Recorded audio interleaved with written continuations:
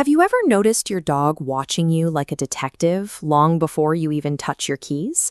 Many well-meaning owners actually trigger the very pacing, chewing, and howling they dread.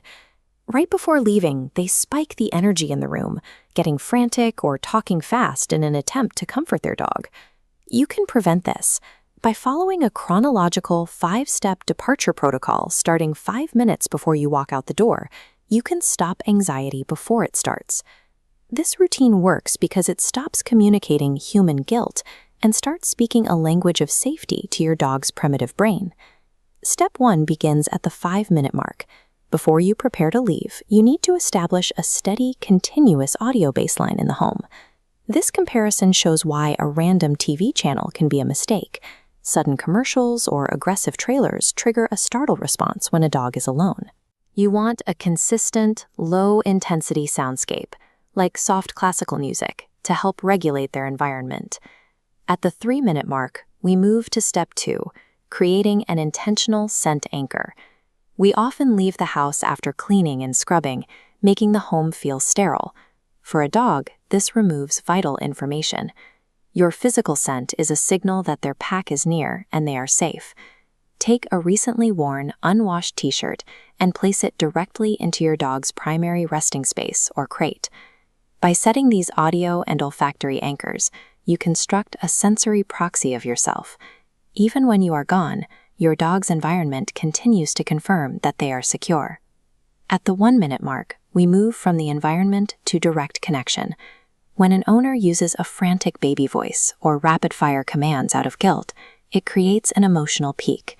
When the door shuts, the dog is left to handle a sudden psychological crash alone. Instead, you should use a silent connection ritual. Hold relaxed, soft eye contact for 10 to 15 seconds. Then, you must break contact first to show that this is a normal, non-threatening interaction.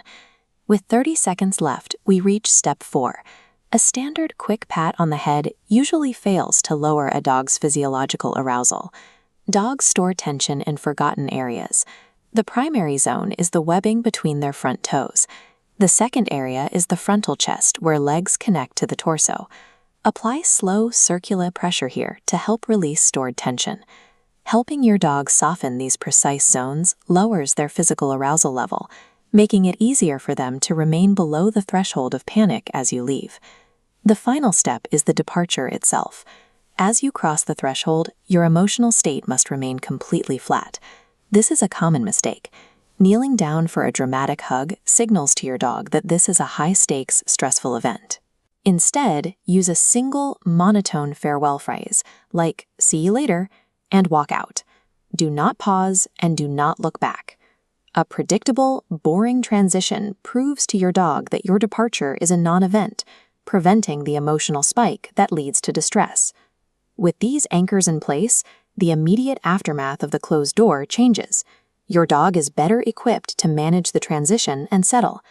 Over time, completing this sequence changes your dog's association with being alone, moving them from a state of alert to a state of rest. To help us tailor future guides, please comment below with your dog's name and the specific step you will try during your next departure. Vervac. Happy pets, happy life.